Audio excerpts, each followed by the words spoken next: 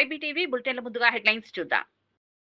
మహాత్మా గాంధీ పట్ల అనుచిత అసభ్యకర వ్యాఖ్యలు చేసిన నటుడు శ్రీకాంత్ అయ్యంగార్ పై సిసిఎస్ లో ఫిర్యాదు చేసిన ఎమ్మెల్సీ బాల్మూరి వెంకట్. గాంధీ అహింసా సిద్ధాంతం పాటిస్తున్నాం కాబట్టే శాంతియుతంగా చట్టపరంగా శ్రీకాంత్ పై పోలీస్ స్టేషన్ లో ఫిర్యాదు చేశామని వెల్లడి. ఐక్యరాజ్య సమితి పూర్వ సహాయ సెక్రటరీ జనరల్ లక్ష్మీ మురుడేశ్వర్ పురి రచించిన ఆమె సూర్యుడిని కబలించింది పుస్తకాన్ని ఆవిష్కరించిన డిప్యూటీ సీఎం పవన్ కళ్యాణ్. హాజరైన మంత్రి సత్యకుమార్ యాదవ్, ఎంపీ బాలశౌరి, ఎమ్మెల్యే మండలి బుద్ధప్రసాద్. డాక్టర్ చంద్రశేఖర్ కుటుంబానికి ప్రభుత్వం అండగా ఉంటుందన్న మంత్రి శ్రీధర్ బాబు. సీఎం ఆదేశాలతో చంద్రశేఖర్ కుటుంబానికి 5 లక్షల ఎక్స్గ్రేషియా ప్రకటించామని వెల్లడి. చంద్రశేఖర్ సోదరుల ఉద్యోగ విషయంలో ప్రభుత్వం సహాయం చేస్తుందని వెల్లడి. కాంగ్రెస్ పార్టీ అంటేనే మోసమన్న బీజేపీ ఎంపీ రఘునందన్ రావు. అధికారంలోకి వచ్చి 22 నెలలు అయినా ఇచ్చిన హామీలు నెరవేర్చని కాంగ్రెస్ కు జూబ్లీహిల్స్ ఉప ఎన్నికల్లో ప్రజలు తగిన బుద్ధి చెప్పారని పిలుపు.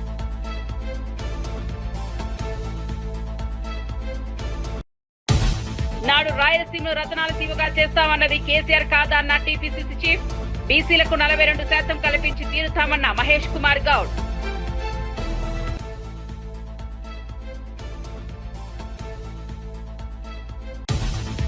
ఇక వార్త వివరాల్లోకి వెళ్తే, మహాత్మా గాంధీ పట్ల అనుచితంగా మాట్లాడిన నటుడు శ్రీకాంత్ అయ్యంగార్ పై టీపీసీసీ ఉపాధ్యక్షులు MLC doctor Balmoori Venkat CCS police station లో ఫిర్యాదు చేశారు. గాంధీజీ అహింసా సిద్ధాంతం పాటిస్తున్నందున శాంతియుతంగా చట్టబద్ధంగా చర్యలు తీసుకుంటున్నామన్నారు. మహాత్మా గాంధీ దేశానికి స్వాతంత్ర్యం తీసుకొచ్చిన నాయకుడని గుర్తు చేశారు. ఆయనపై అవమానకర వ్యాఖ్యలు చేయడం తగదని బాల్మూరి వెంకట్ మండిపడ్డారు. ఇలాంటి వ్యాఖ్యలు సమాజంలో అశాంతిని రేపే అవకాశం ఉందని చెప్పారు. గాంధీ సిద్ధాంతాలను అవమానించడం భారతీయ విలువలకు విరుద్ధమని అన్నారు. ఈ ఘటనపై రాష్ట్ర వ్యాప్తంగా విమర్శలు వెలువెత్తుతున్నాయి. ప్రజలు కూడా శ్రీకాంత్ వ్యాఖ్యలను ఖండిస్తున్నారు.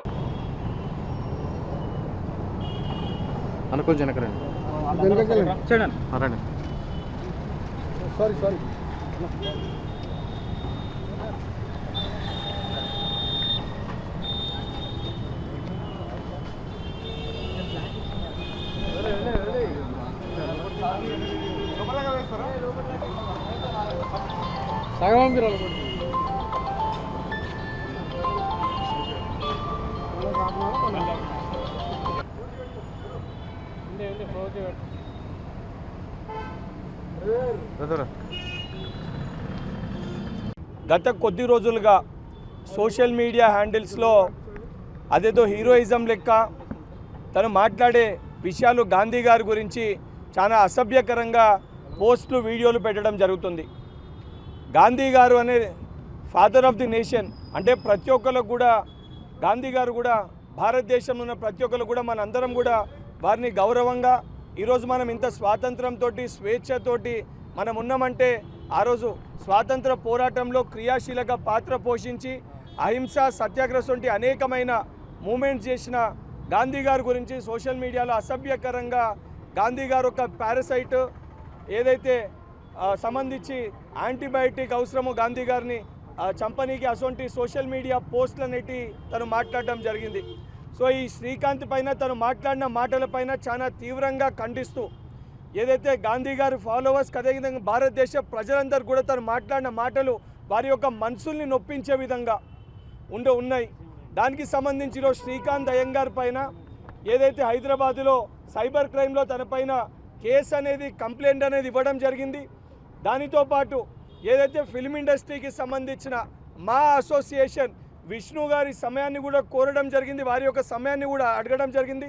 ఇటువంటి వ్యక్తుల్ని ఎవరైతే గాంధీ గారి గురించి ఫాదర్ ఆఫ్ ది నేషన్ గురించి అసభ్యకరంగా మాట్లాడుతున్నారో మా అసోసియేషన్కి వెళ్ళి కూడా వారిని తొలగించాలి, తక్షణమే వారిని మా అసోసియేషన్కి వెళ్ళి తీసేయాలి, వారి యొక్క సభ్యత్వాన్ని కూడా క్యాన్సిల్ చేయాలి, రద్దు చేయాలని చెప్పి కూడా మా అసోసియేషన్ని కలిసి కూడా వారికి కూడా రిక్వెస్ట్. ఐక్యరాజ్య సమితి పూర్వ సహాయ సెక్రటరీ జనరల్ లక్ష్మీ మురుడేశ్వర్ పురి రచించిన ఆమె సూర్యుడిని కబలించింది పుస్తకం డిప్యూటీ సీఎం పవన్ కళ్యాణ్ ఆవిష్కరించారు. హైదరాబాద్ లో జరిగిన ఈ కార్యక్రమానికి మంత్రి సత్యకుమార్ యాదవ్, ఎంపీ బాలశౌరి, ఎమ్మెల్యే మండలి బుద్ధప్రసాద్ హాజరయ్యారు. మహిళల సాధికారత, లింగ సమానత్వం, ప్రపంచ సమాజంలో మహిళా నాయకత్వం వంటి అంశాలపై రచయిత అభిప్రాయాలు ఈ పుస్తకంలో పొందుపరచబడ్డాయి. పవన్ కళ్యాణ్ మాట్లాడుతూ మహిళలు సమాజ మార్పుకు మూలస్తంభమని, వారిని గౌరవించడం మనందరి బాధ్యతగా పేర్కొన్నారు. ఈ పుస్తకం యువతకు ప్రేరణగా నిలుస్తుందని అభిప్రాయపడ్డారు. పుస్తక ఆవిష్కరణ సందర్భంగా సభలో ఉత్సాహభరిత వాతావరణం నెలకొంది.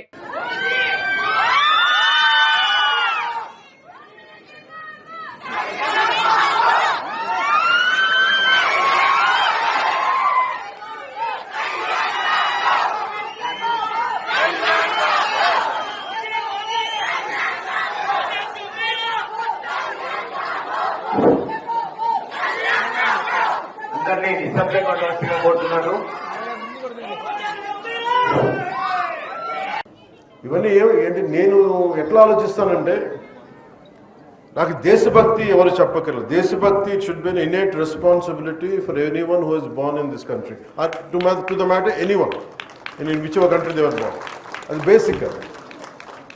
దాని గురించి మనం చెప్పించుకుంటున్నామంటే మనం సరిగ్గా లేవు, దృష్టి పెట్టట్లేదు. అలాగే నేను జడ్జిమెంట్ చేయను whether I'm leftist or rightist. నేను ఎప్పుడు జడ్జిమెంట్ నేనేమని చెప్తానంటే సమతుల్యత. It's a balance. ప్రపంచం మనం కూర్చోబెట్టి మన ఎక్స్ట్రీమ్ లెఫ్ట్ ఎక్స్ట్రీమ్ రైట్ అంటే పనిచేయదు. సో నేను అందుకని ఈరోజు నేను పాలిటిక్స్కి వచ్చినా పుస్తకాలు చదివినా అది ఎవరికో చెప్పడానికో ఈరోజు పంచుకుంటున్నాను. కానీ నా ఆలోచన ప్రతిసారి ఏముంటుంది, నేను మన విజయవాడ లాంటి వచ్చినప్పుడు నేను కమ్యూనిస్టులతో మాట్లాడతాను, లేదంటే రైట్ వింగ్ మారిపోయాడు ఇట్లాంటి నేను ఎప్పుడు అట్లేదు, ఎప్పుడు ఒకటేలా ఉన్నాను. కాదేంటంటే నేను ఎప్పుడు ఆ బ్యాలెన్స్ని చూసుకుంటా ఉన్నాను. సో ఉదాహరణకి చిటా గ్యాంగ్ విప్లవ వీరులది కానీ, ఒక చంద్రశేఖర్ ఆజాద్ కానీ, అలాగే మొత్తం కూర్చోబెట్టి గజనీ మహమ్మద్ మనకి దాడులు కానీ, ఇవన్నీ ఒకటే కాలంలో ఒక 7-8 years టైంలో అటు కమ్యూనిస్ట్ చరిత్ర చదివాను, భారతీయ సంస్కృతి మీదుగా చదివాను. అలాగే నండూరు రామ్మోహన్ రావు గారి విశ్వదర్శనం కానీ, ఇవన్నీ కూడా నా మీద చాలా ప్రభావం చూపించే ఇవన్నీ. సో పుస్తకాల మీద నాకు ఒక అపరిమితమైన ఎందుకు ఇష్టం. చిన్నప్పుడు వెతికాను, మెడ్రాస్కి వెళ్తే హిగిన్ బోథామ్స్ అనో లేదంటే ల్యాండ్ మార్క్లో, ఇక్కడికి వచ్చిన తర్వాత యుఎస్కి లాంటి వెళ్తే బాన్స్ అండ్ నోబుల్స్ అని అలాంటి పుస్తకాలకి వెళ్ళి వెతికేవాడిని పుస్తకాల కోసం, తపన పడతాను పుస్తకాల కోసం. ఇదంతా దేనికి చేస్తానంటే to understand each other culture, మనం వేరే సంస్కృతిని అర్థం చేసుకోవటం. అన్ని జీవితాలను మనం బతకలేం, కానీ ఒక్కొక్క పుస్తకంలో రాసే జీవితం దానికి సంబంధించిన అంశాలు మనల్ని చాలా ప్రభావితం చూపిస్తాయి. అలాగే మనకి పొద్దున్నే చదువుతా నేను వనవాసి అనే విభూతి భూషణ్ బందోపాధ్యాయ గారిది వనవాసి అని పుస్తకం చదువుతూ వచ్చాను. ఆ దాంట్లో అది ఏముంటుందంటే అది తెలుగు ట్రాన్స్లేషన్. అది అలాంటిది ఆయన గురించి చదువుతూ ఉంటే మనకి 1914-20లో ఎలా ఉండేది కలకత్తా, అప్పుడు పరిస్థితులు ఏంటి, అప్పుడు ఆలోచన విధానం ఎలా ఉండేది, ఇట్లాంటివన్నీ మనకి. మచిలీపట్నం పట్టణ పోలీస్ స్టేషన్ లో సీఐ యేసుబాబుతో పేర్ని నాని మధ్య జరిగిన వాగ్వాదం రాజకీయంగా చర్చనీయాంశమైంది. ఈ ఘటనపై స్పందించిన పేర్ని నాని తాను ఎక్కడా విధులకు ఆటంకం కలిగించలేదని స్పష్టం చేశారు. పెళ్లిపీటలపై కూర్చోవలసి ఉండటంతో త్వరగా రిమాండ్ ప్రక్రియ పూర్తి చేయాలని మాత్రమే అడిగానని తెలిపారు. మేయర్ భర్తపై సీఐ రెచ్చగొట్టేలా మాట్లాడారని ఆరోపించారు. కేసు పెడితే ఏమవుతుందని ప్రశ్నిస్తూ అరెస్ట్ అయితే బెయిల్ తీసుకొస్తామన్నారు. ఈ ఘటనపై స్థానిక రాజకీయ వర్గాల్లో చర్చలు జరుగుతున్నాయి. పోలీసులు ప్రజాప్రతినిధులు మధ్య సయోధ్య అవసరమని విశ్లేషకులు వ్యాఖ్యానిస్తున్నారు. నేను దబాయించాను, పోలీసుల్ని థ్రెటన్ చేశానని మాట్లాడారు. మాతో పాటు అక్కడ ఏఆర్ఎస్ఐ గారు ఉన్నాడు, ఏఆర్ కానిస్టేబుల్స్ ఉన్నారు, స్పెషల్ పార్టీ వాళ్ళు, ఇంకా పోలీసులు చాలామంది ఉన్నారు, కానిస్టేబుల్స్ ఉన్నారు. స్టేషన్లో అడగండి. నేను సుబ్బన్ని వదిలిపెట్టే నువ్వు ఎందుకు తెస్తారు మీరని నేను మాట్లాడానా? వాస్తవాలు ఏంటో తెలుసుకోండి. నేనైతే సుబ్బన్ని మరొకసారి చెప్తాను, సుబ్బన్ని విడిచిపెట్టమని అడగలేదు, నేను తీసుకెళ్తానని అడగలేదు. ఇది అసత్యం. తొందరగా రిమాండ్కి పెట్టండి, రేపు పెళ్ళి ఉంది, పీటల మీద ఇట్లనే కూర్చోవాలి అని మాత్రం నేను గట్టిగా మాట్లాడాను, చెప్పాను. చెప్తే వాళ్ళు సరే పెట్టేస్తాం రిమాండ్కి అన్నారు. అంతకుమించి ఎప్పుడైతే మా మేయర్ గారి భర్తనే అతను మాట జారాడో అక్కడి నుంచి మాత్రం కావాలని రెచ్చగొట్టినట్టున్నాడు, కావాలని మాట్లాడినట్టున్నాడు. మీరు యాక్షన్ అంటే యాక్షన్ తీసుకోండి, వాస్తవాలను మాత్రం చూసుకోండి. నా మీద చర్యలు తీసుకుంటా అని చెప్పారని చెప్తాను. నేను కూడా అన్నాను. కేసు కడితే ఏం చేస్తాం, అరెస్ట్ అవుతాం, లోపలికి వెళ్తాం. ఇటీవల జరిగిన ఘటనలో ప్రాణాలు కోల్పోయిన డాక్టర్ చంద్రశేఖర్ కుటుంబానికి ప్రభుత్వం అండగా ఉంటుందని మంత్రి శ్రీధర్బాబు ప్రకటించారు. సీఎం ఆదేశాల మేరకు చంద్రబాబు కుటుంబానికి 5 లక్షల ఎక్స్గ్రేషియా మంజూరు చేసినట్లు తెలిపారు. అదనంగా ఆయన సోదరుల ఉద్యోగ నియామక విషయాన్ని కూడా ప్రభుత్వం పరిశీలిస్తుందని హామీ ఇచ్చారు. బాధిత కుటుంబానికి న్యాయం జరిగేలా అధికార యంత్రాంగం చర్యలు తీసుకుంటోందని అన్నారు. ఈ సందర్భంలో మంత్రి మాట్లాడుతూ మానవత్వంతో వ్యవహరించడం ప్రభుత్వ ధర్మమని పేర్కొన్నారు. వైద్య సేవలు అందించేవారు దేశానికి వెన్నెముకలని ప్రశంసించారు. డాక్టర్ చంద్రశేఖర్ కుటుంబం పట్ల సానుభూతి వ్యక్తం చేస్తూ సమాజం కూడా సహకరించాలని పిలుపునిచ్చారు.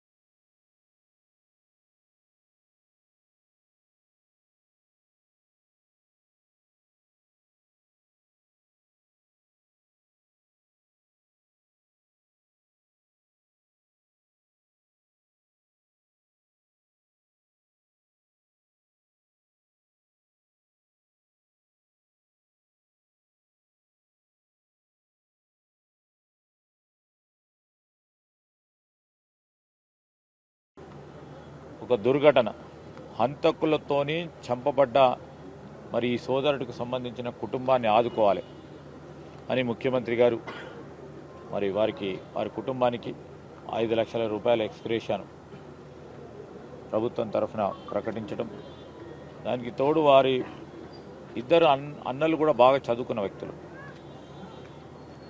వారికి కూడా మరి ప్రైవేటు ఉద్యోగాల విషయంలో వెనువెంటనే చేసే కార్యక్రమంతో పాటు ప్రభుత్వ పరంగా కూడా మేము వారిని అందరినీ కూడా ఆదుకుంటామని, ఆ చంద్రశేఖర్ గారి ఆత్మకు శాంతి చేకూరాలని మేము మా ప్రభుత్వం తరఫున, మా మిత్రులందరి తరఫున ఆ భగవంతుని ప్రార్థిస్తూ వారి కుటుంబ సభ్యులకి సంతాపాన్ని వ్యక్తం చేస్తూ ఉన్నాం. ఇక్కడ పీజీ కంప్లీట్ చేసుకుని చంద్రశేఖర్ తమ్ముడు అనుకోకుండా దుస్సంఘటన జరిగి చనిపోవడం జరిగింది.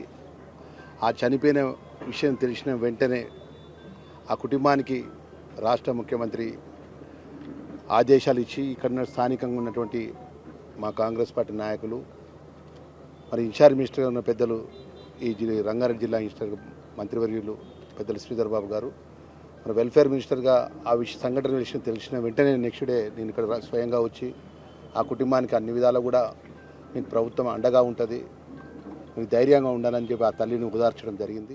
ఏపీ 463 టీఎంసీల నీటిని మళ్లిస్తే కర్ణాటక 112 టీఎంసీలు, మహారాష్ట్ర 74 టీఎంసీలు ఆపుతామని హరీష్ రావు వెల్లడించారు. ఈ పరిస్థితుల్లో తెలంగాణకు భారీ నష్టం జరుగుతుందనే ఆందోళన వ్యక్తం చేశారు. కృష్ణా జలాలపై సీఎం రేవంత్ రెడ్డి మౌనం ఎందుకని ప్రశ్నించారు. నల్లమల బిడ్డనని చెప్పుకునే రేవంత్ నల్లమల ప్రజల సమస్యలపై నోరు ఎందుకు విప్పట్లేదని ఎద్దేవా చేశారు. నువ్వు నల్లమల పులివా, పిల్లివా, ఎలుకవా అంటూ తీవ్ర వ్యాఖ్యలు చేశారు. పులి అయితే మాట్లాడేవాడినని, కానీ ఎలుకలా మౌనంగా ఉన్నానని విమర్శించారు. కృష్ణా జలాల విషయంలో కాంగ్రెస్ ప్రభుత్వం వైఫల్యాన్ని బహిర్గతం చేశారు. తెలంగాణ హక్కుల కోసం పోరాడాల్సిన సమయం వచ్చిందని హరీష్ పిలుపునిచ్చారు. ప్రభుత్వం కేంద్రానికి రాసిన లేఖ ఎంత స్పష్టంగా రాసింది ఇలాంటి వాళ్ళు, కర్ణాటక ప్రభుత్వం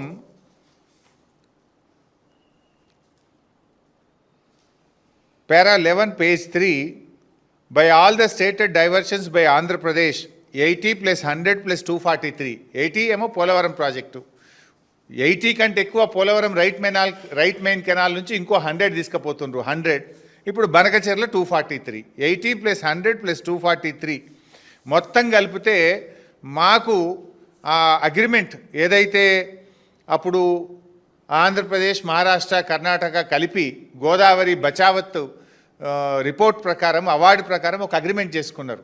గోదావరి నీళ్లు కృష్ణానదికి మళ్లిస్తే దాంట్లో ఎగువ రాష్ట్రాలకు కూడా వాటా ఉంటుంది. ఆ వాటా ప్రకారంగా 463 టీఎంసీలు ఇవాళ ఆంధ్రప్రదేశ్ మళ్లిస్తుంది. మాకు 112 టీఎంసీలు పైన కృష్ణాలో మేము ఆల్మట్టిలో ఆపుకుంటాను రాసిండు. 423 టీఎంసీలు ఆంధ్రప్రదేశ్ మళ్లిస్తుంది. బనకచెర్ల కావచ్చు, పోలవరం కావచ్చు, అదనంగా తీసుకునేది కావచ్చు. మొత్తం 423లో 112 టీఎంసీలు పైన ఆపుకుంటా. ఎంత స్పష్టంగా రాస్తారంటే పేజ్ 13లో, the ministry of Jal Shakti is requested to intimate the date of clearance of the project in question so that Karnataka can take appropriate action for utilisation of Krishna water. మీరు ఎప్పుడు అనుమతిస్తారో మాకు చెప్పండి. మీరు అనుమతిస్తే ఇక మేము తెల్లారికెళ్ళి మీద నీళ్ళు ఆపుకుంటా, కృష్ణానది జలాలు నేను ఆపుకుంటా మీద అంటుండు. మీరు అనుమతిస్తే మీద నీళ్ళు నేను ఆపేసుకుంటా అంటుండు. ఎవడు నష్టపోతాడు? తెలంగాణ పరిస్థితి రెండింటికి చెడ్డ రేవుడవుతుంది. కింద గోదావరి నీళ్ళు పోతే మీద కర్ణాటక వాడు కృష్ణా నీళ్ళు ఆపుకుంటే మన బతికేం కావాలి? మాకు హక్కున్నది. మాకు గోదావరి లో జరిగిన ఇంటర్స్టేట్ అగ్రిమెంట్ ప్రకారంగా ఆంధ్రప్రదేశ్ ఎన్ని నీళ్లు మళ్ళిస్తే పైన కృష్ణాలో మా రేషియో ప్రకారం మేము ఆపుకుంటాము 112 టీఎంసీలు ఆపుతామని చెప్పి ఇది కర్ణాటక రాసిన ఉత్తరం. ఇక మూడవది, ఎన్టీఆర్ జిల్లాలోని నందిగామ వై జంక్షన్ వద్ద రోడ్లపై గుంతలను స్వయంగా పూడ్చిన ట్రాఫిక్ కానిస్టేబుల్ రవికిరణ్ సామాజిక స్పృహకు నిదర్శనమయ్యారు. భారీ వర్షాల కారణంగా జాతీయ రహదారిపై గుంతలు ఏర్పడి వాహనదారులు ఇబ్బందులు పడుతున్నారు. ఇది గమనించిన హైవే మొబైల్ కానిస్టేబుల్ రవికిరణ్ స్వయంగా మట్టి త్రవ్వి గుంతల్లో వేసి పూడ్చారు. ఆయన చర్యతో వాహన రాకపోకలు సులభమయ్యాయి. ఈ చొరవకు వాహనదారులు, ప్రయాణికులు హర్షం వ్యక్తం చేశారు. ప్రభుత్వ యంత్రాంగం పాక్షికంగా స్పందించినప్పటికీ ప్రజల కోసం ముందుకు వచ్చిన ఈ పోలీస్ విధి నిబద్ధతను ప్రతిబింబించారు. రవికిరణ్ సేవా దృక్పథం సోషల్ మీడియాలో ప్రశంసలు అందుకుంటోంది.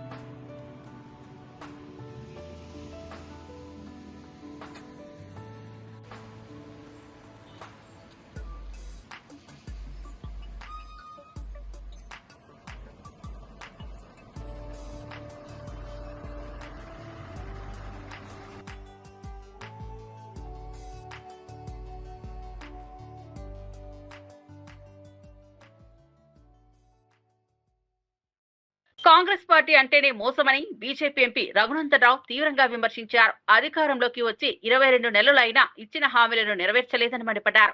జూబ్లీహిల్స్ ఉప ఎన్నికల్లో ప్రజలు కాంగ్రెస్ కు తగిన బుద్ధి చెప్పాలని పిలుపునిచ్చారు. ఎర్రగడ్డ, బోరబండ డివిజన్లకు సంబంధించిన బీజేపీ కార్యకర్తల సౌకర్యార్థం సారథినగర్ సొసైటీలో కొత్త కార్యాలయాన్ని ప్రారంభించారు. ఈ సందర్భంగా రఘునందనరావు మాట్లాడుతూ కార్యకర్తలు కష్టపడి కాకుండా ఇష్టపడి పనిచేయాలని సూచించారు. ప్రజల ఆశీర్వాదంతో బీజేపీ శక్తివంతమైన ప్రత్యామ్నాయంగా నిలుస్తుందని విశ్వాసం వ్యక్తం చేశారు. ఉప ఎన్నికల్లో విజయం సాధించడానికి పార్టీ వ్యూహాలను సక్రమంగా అమలు చేస్తామని చెప్పారు. భారతీయ జనతా పార్టీ గీత గీసి బరి గీసి కొట్లాడుతుంది. గెలిచేది భారతీయ జనతా పార్టీ కమలం గుర్తు. టీఆర్ఎస్ పార్టీ 10 సంవత్సరాల అధికారంలో ఉన్నటువంటి వారి ఎమ్మెల్యే గారు, దివంగత ఎమ్మెల్యే గారు, ఏ బస్తీ రూపురేఖల్ని మార్చినటువంటి ఎమ్మెల్యే గారు ఇలా సానుభూతి పేరిట వారి శ్రీమతిని పెట్టి రాజులు యువరాజులు ఆడేటువంటి కొత్త నాటకానికి జూబ్లీ హిల్స్ ప్రజలు గుణపాఠం చెప్పాలని నేను సవినయంగా వారికి అందరు కూడా విజ్ఞప్తి చేస్తాను. ఇట్లా కాంగ్రెస్ ఇచ్చినటువంటి హామీలు, పెంచుతా అన్న పెన్షన్లు, వాళ్ళు చెప్పింది ఒక బస్సు తప్ప ఇంకేమి ఇస్తలేరు. ఆ బస్ కిరాయిలు కూడా నిన్న మొన్న పెంచిరు. ఇటు చెల్లెళ్ళకు ఫ్రీ ఇచ్చి ఇటు అన్న దగ్గరికి వెళ్ళి మళ్ళీ గుంజే కార్యక్రమం మొదలు పెడతా ఉన్నారు. అందుకని కాంగ్రెస్ అంటేనే మోసమని కార్యకర్తలందరూ కూడా విశదీకరించి చెప్పి భారతీయ జనతా పార్టీని గెలిపించాలని నేను ఆశపడతాను. మాజీ మంత్రి నారాయణ స్వామిపై మంత్రి అనిత వంగలపూడి మండిపడ్డారు. వయసు పెరిగినా బుద్ధి మాత్రం పెరగలేదని ఎద్దేవా చేశారు. స్వార్థ ప్రయోజనాల కోసం అంబేద్కర్ పేరుతో రాజీనామాలు చేస్తున్నారని ఆరోపించారు. అంబేద్కర్ విగ్రహానికి ఎవరో నిప్పంటిస్తే దానికి మాట్లాడాల్సింది పోయి రాజకీయ వ్యాఖ్యలు చేయడం ఏంటని ప్రశ్నించారు. సామాజిక న్యాయం కోసం పోరాడిన మహానుభావుల పేరుతో రాజకీయ లాభాలు పొందడం తప్పు అని అన్నారు. అంబేద్కర్ వారసత్వాన్ని గౌరవించాలంటే ఆయన సిద్ధాంతాలను ఆచరణలో పెట్టాలని సూచించారు. రాష్ట్ర ప్రజలు ఇటువంటి వ్యాఖ్యలతో మభ్యపడమని చెప్పారు. అనితా వంగలపూడి వ్యాఖ్యలు రాజకీయ వర్గాల్లో చర్చనీయాంశంగా మారాయి. ఇక్కడ అంటే కలెక్టర్ అంటే అంబేద్కర్ గారిని కూడా ముందుకు తీసుకొచ్చి రాజకీయాలు చేయాలనుకోవడం ఎంతవరకు సమంజసం అని ఈ రోజు నేను అడుగుతున్నా, మీ ద్వారా ప్రజానికాన్ని అడుగుతున్నా. మళ్ళీ వాళ్ళు అదే మాట్లాడతారు. దీనికి తోడు డిప్యూటీ సీఎం గా చేసిన ఈ మాజీ డిప్యూటీ సీఎం, మాజీ లిక్కర్ మంత్రి, వీళ్ళందరూ కూడా నారాయణ స్వామి వయసు పెరిగింది కానీ బుద్ధి పెరుగుతుందో లేదో నాకైతే అర్థం కావట్లేదు. తిండి పెట్టిన వాళ్ళు ఎవరైనా రొమ్ము గుద్దే మనుషులు ఉంటే వాళ్ళని మనిషి కింద మనం ఎవరు కూడా లెక్క చేయం.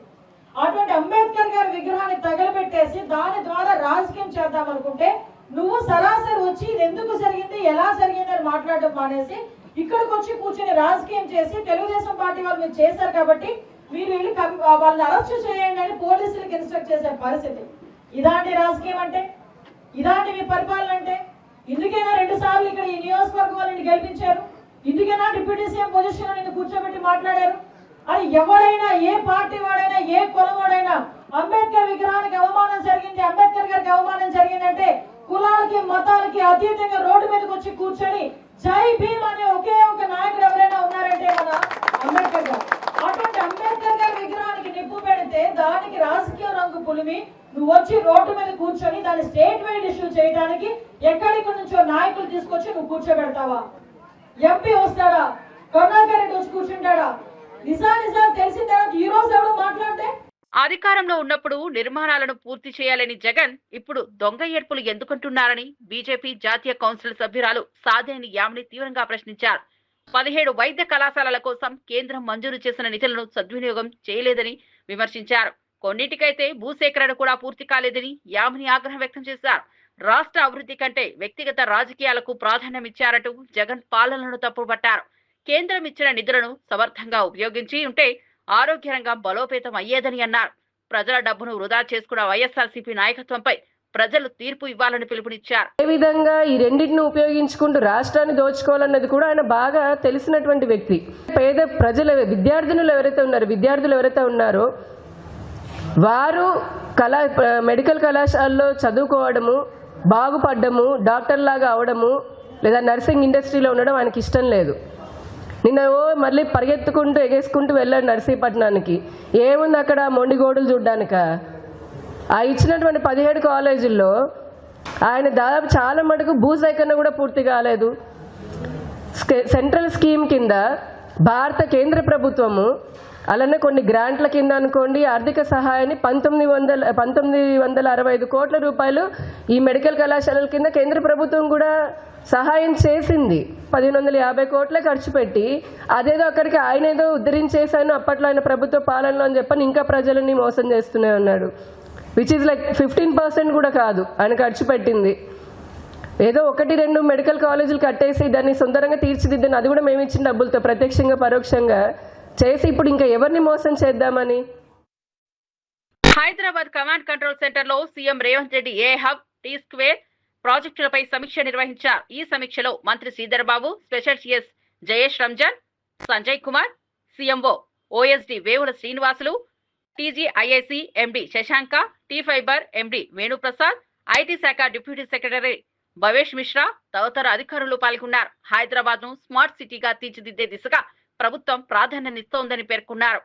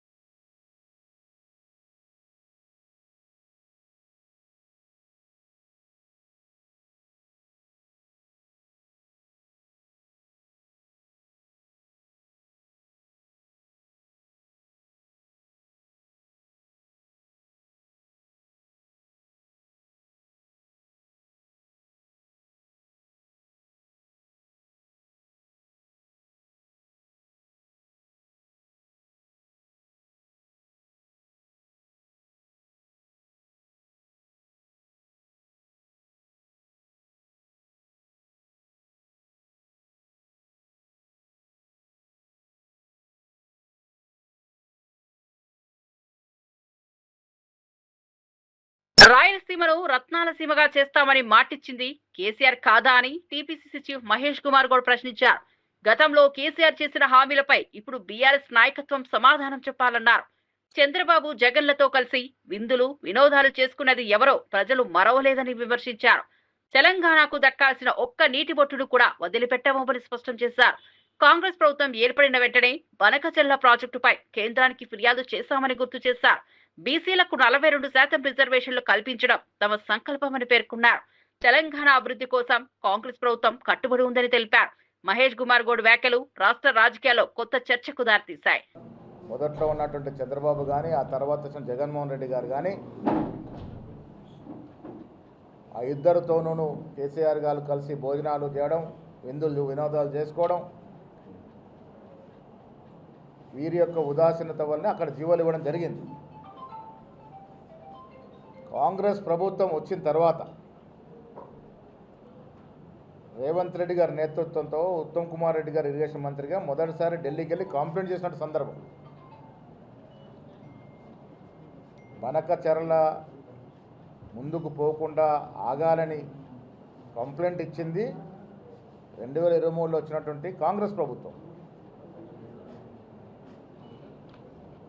ముఖ్యమంత్రి గారు, ఇరిగేషన్ మంత్రి గారు, ఎమ్మెల్యేలకి, ఎంపీలకి, మంత్రులందరికీ పవర్ పాయింట్ ప్రజెంటేషన్ ఇచ్చి కూలంకషంగా వివరాలను చెప్పడం జరిగింది ప్రజాభవన్లో. సరే, ఇవన్నీ ఒక్కటైతే ఒక్కటి మాత్రం వాస్తవం, కాంగ్రెస్ ప్రభుత్వం తెలంగాణకి దక్కాల్సిన నీటి వాటా విషయంలో ఎక్కడ కూడా కాంప్రమైజ్ ఉండదు. ఒక్క నీటి చుక్కను కూడా వదులుకోవడానికి కాంగ్రెస్ ప్రభుత్వం రేవంత్ రెడ్డి నేతృత్వంలో ఆ ప్రశ్నే రాదు. తెలంగాణకి రావాల్సిన హక్కుల విషయంలో ఎక్కడ కూడా రాజీ ఉండదు. ఇది స్పష్టం. ఇంకా లోకల్ బాడీ ఎన్నికల విషయానికి వచ్చినప్పుడు ముఖ్యమంత్రి గారు కానీ, డిప్యూటీ గారు కానీ, మేము కానీ, మా మీనాక్షి నటరాజన్ కానీ కట్టుబడి ఉన్నాము. 42% రిజర్వేషన్ ఇవ్వాల్సిందే అనేటువంటి విషయంలో కట్టుబడి ఉన్నాం. ఇలా కోర్టులో ఇంటర్వ్యూ స్టే ఇచ్చినప్పటికి కూడా ముఖ్యమంత్రి గారు మేమంతా కూడా వీలైన త్వరగా సుప్రీంకోర్టుకి వెళ్ళి హైకోర్టు ఇచ్చిన స్టే మీద అప్పీల్ చేయాలంటే ఒక నిర్ణయంతో ఉన్నాం. బీసీలకి 42% రిజర్వేషన్ విషయంలో ఎక్కడ రాజీ ఉండదు. 42% రిజర్వేషన్ విషయంలో బీజేపీ పార్టీ ఆపణలో అసలైన ముద్దాయి. ఇలా తెలంగాణ కాంగ్రెస్ ప్రభుత్వం రేవంత్ రెడ్డి గారి నేతృత్వంలో 3 జీవోలు ప్రభుత్వం రాగానే 95 ఏళ్ల తర్వాత స్వాతంత్రం వచ్చిన తర్వాత మొట్టమొదటిసారిగా కుల సర్వే చేయడం అనేది ఒక చరిత్రాత్మక నిర్ణయం. ఆ కుల సర్వే కూడా శాస్త్రీయబద్ధంగా చేసి ఎంపెరికల్ డేటాను ఎస్టాబ్లిష్ చేయడం జరిగింది. ఆ డేటా ఆధారంగానే ఇవాళ 42% రిజర్వేషన్ ఇచ్చాం. అంతకుముందు ఏ ఆధారం లేదు. బీసీలకు రిజర్వేషన్ ఇవ్వాలంటే ఏ ఆధారం లేదు. సుప్రీంకోర్టు చాలా సందులు అడిగింది మీకు ఏ ఆధారమే. ఇప్పుడు అలాంటి ఆధారం కాంగ్రెస్ ప్రభుత్వం ఇలా కుల సర్వే ద్వారా పొందుపరిచింది. ఒక ఎంపెరికల్ డేటాను పొందుపరిచింది కాబట్టి 42% జీవో ఇస్తూ సీఎం రేవంత్ రెడ్డిపై ఒక వారం లోపు సుప్రీంకోర్టులో కేసులు వేస్తానని ప్రజాశాంతి పార్టీ అధ్యక్షుడు కేఏ పాల్ సంచలన వ్యాఖ్యలు చేశారు. రేవంత్ పై ఇప్పటి వరకు 18 ఫిర్యాదులు వచ్చాయని, వాటిని చట్టపరంగా ముందుకు తీసుకెళ్తానని వెల్లడించారు. రాష్ట్ర ప్రజల కోసం తాను న్యాయ పోరాటం కొనసాగిస్తానని స్పష్టం చేశారు. తెలంగాణలో అవినీతి, అధికార దుర్వినియోగం పెరిగిపోతున్నాయని ఆరోపించారు. పాల్ మాట్లాడుతూ ప్రజాస్వామ్యంలో ఎవరూ చట్టానికి పై చేయి కాదని గుర్తు చేశారు. సుప్రీంకోర్టులో కేసులు వేస్తా. ఎందుకు అంటే తమ్ముడు రేవంత్ 18 కంప్లైంట్లు వచ్చాయి. ఇప్పటికి ఒక్కొక్కటి కొన్ని వేల కోట్లు కంప్లైంట్లు. Public interest litigation form frame చేస్తున్నాను. 1 by 1 వీక్ సమయం ఇస్తున్నాను. 20వ తారీఖు లోపుని తమ్ముడు రేవంత్ రా, రాష్ట్రాన్ని అభివృద్ధి చేద్దాం, డబ్బులు తెద్దాం, వద్దు, సమిట్లు పెడతాం, వద్దు, నిరుద్యోగ సమస్య నిర్మూలన చేద్దాం, వద్దు, న్యాయం చేద్దాం, వద్దు, అప్పులు తీర్చుదాం, వద్దు, అభివృద్ధి చేద్దాం, వద్దు, మరేం చేద్దాం? దోచుకు తిందాం. వాళ్ళే దోచుకుంటున్నారు. 1 by 1 18 కంప్లైంట్లు నేను పెట్టానా? బాగోదు, రాష్ట్రాలు పాడైపోతాయని నేను కొంచెం ఆలోచిస్తున్నాను మంచి మనసుతో. చూసారా, ఆ రాకేష్ అనే ఆయన షూ ఇసిరాడు. చీఫ్ జస్టిస్ గారు క్షమించేశారు. ఒక దళితుడైన ప్రధాన న్యాయమూర్తికే సేఫ్టీ లేక చెప్పులు ఇసురుతుంటే అడ్డుకోపోతే ఆయనకి ఎంత ఇంజురీ అవును? అసలు అలాంటి వాడిని అరెస్ట్ చేసి 3 గంటల్లో వదిలేశారు. అంటే అర్థం ఏంటి? ఒరే, సనాతన ధర్మం పేరుతో చెప్పులు ఇసరండ్రా, కత్తులెట్టుకొని బయలుదేరండ్రా, దళితుల్ని చంపండ్రా, క్రిస్టియన్ ముస్లింల మీద దాడులు చేయండ్రా అని ఎక్కడైనా సనాతన ధర్మం చెప్పిందా? సనాతన ధర్మం పేరుతో పవన్ కళ్యాణ్ ఏమో లడ్డూలో అబద్ధాలు ఆడి నేను సుప్రీంకోర్టుకి వెళ్ళని నోరు మూయించాను. చూడండి, పొంగులేటి శ్రీనివాసరెడ్డి 1000 కోట్లు ఎలా సంపాదించాడు? అవినీతిగానే సంపాదించాడు, నీతిగా సంపాదించలా. ఈ రాజకీయ నాయకులు కొండా సురేఖ రాసిన లెటర్లో సత్యం లేకపోతే ఆయన డెఫమేషన్ కేసు వేస్తాడు కదా. సత్యం ఉండబట్టే 71 కోట్లే దొరికారు. అది వాళ్ళు భాగం పెంచుకుంటున్నారు. ఇది అని గొడవలు, ఇంటర్నల్ గొడవలు. అరే 4 కోట్ల తెలంగాణ ప్రజల్లో 1 కోటి మందికి తిండి లేదు, ఉచిత విద్య లేదు, ఉచిత వైద్యం లేదు, నిరుద్యోగులకు ఉద్యోగాలే. 60 లక్షల మంది నిరుద్యోగులు ఉన్నారు తెలంగాణలో. ఆంధ్రప్రదేశ్లో 1 కోటి మంది నిరుద్యోగులు ఉన్నారు. మహిళలకు రక్షణ లేదు. ఎవరైనా పట్టించుకుంటున్నారా? ఎలక్షన్ల ముందు 1000 రూపాయలు 2000 ఇవ్వడం, పనికిమాలిన వాగ్దానాలు చేయడం. మరిన్ని అప్డేట్స్ కోసం చూస్తూనే ఉండండి IBTV.